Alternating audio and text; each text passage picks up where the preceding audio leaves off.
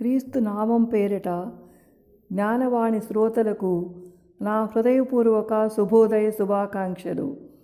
ఈరోజు మనము లేవీయ కాండము 7-8 అధ్యాయాలను గురించి తెలుసుకుందాం.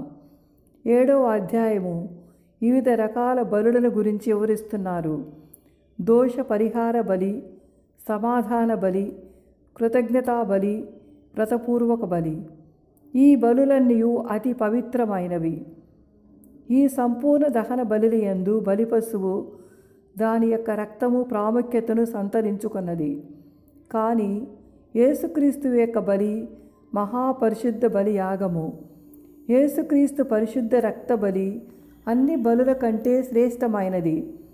చర్మము మనల్ని కప్పివేసే యేసు నీతికి ఇది సాదృశ్యము. మనము క్రీస్తు నందు ఉన్నాము.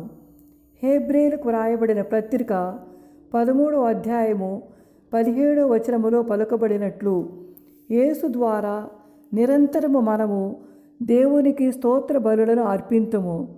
అనగా ఆయన నామమునకు మనము ముక్త కంఠముతో కృతజ్ఞతలు అర్పింతుము. ఇతరులను విమర్శించేవారు ఈ స్తుతి యాగము చేయలేరు. స్తుతి ఆరాధన ప్రార్థన ఎంతో ప్రాముఖ్యతమైనది. మనము మనశ్శాంతి పొందుటకు, శోధనలను జయించుటకు గాను మనము యేసు ప్రభువునకు అతి దగ్గరగా జీవించాలి. ఆయనతో సహవాసము చెయ్యాలంటే ప్రార్థనే ఊపిరిగా, ప్రార్థనే ఆయుధంగా చేసుకోవాలి. ప్రార్థన ద్వారా మన యొక్క ఆధ్యాత్మిక జీవితాలను బలపరుచుకుందాం. 8వ అధ్యాయములో యాజకుల అభిషేక విధులను గురించి వివరిస్తుంది. మోషే ప్రజలందరినీ సమావేశపరచి అహరోనును అతని కుమారులను యాజకులుగా అభిషేకించి యాజక సేవ కోసం ప్రతిష్ఠించి ఉన్నారు. యేసుక్రీస్తు మన ప్రధాన యాజకుడు. దేవుడు బలహీనమైన మనులను ఎన్నుకొని తన ఘనమైన సేవకు ప్రతిష్ఠించుకొని ఉన్నారు. వారి ద్వారా క్రీస్తు రాజ్య వ్యాప్తి కొనసాగుతుంది. ఇది దేవదూతలకు కూడా దొరకని మహాభాగ్యం. దేవుడు యేసుక్రీస్తుని ప్రతిష్ఠించారు. క్రీస్తు ద్వారా మనలను కూడా ప్రతిష్ఠించి ఉన్నారు. హెబ్రీయులకు రాయబడిన 10వ అధ్యాయము 21-22 వచనాలలో దేవుని గృహమును నిర్వహించుటకు ఒక గొప్ప యాజకుని పొంది ఉన్నాము.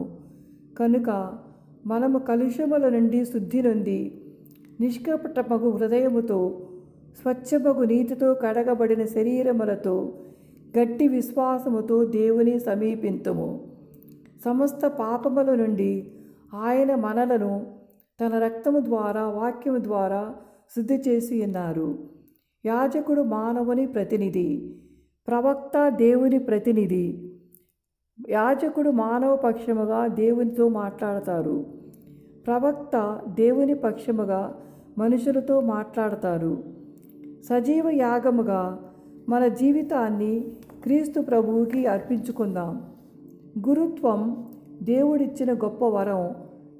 క్రీస్తు ప్రతినిధులమైన గురువులను యాజకులుగా ఎన్నుకొనబడి శ్రీసభలో సేవలు అందిస్తున్న అభిషిక్త గురువుల కోసం దేవుని అమూల్య వరముగు దయపిలుపును స్వీకరించి తమ జీవితాన్ని అర్పించిన మఠవాసులందరి కోసం నిరంతరము ప్రార్థించుకుందాం. ప్రార్థన మనలను కాపాడుతుంది, నిజమైన శాంతిని, ఆనందాన్ని ఇస్తుంది, మన బంధాల నుండి, సమస్యల నుండి విముక్తులను చేస్తుంది, మన విశ్వాసం బలపడుతుంది.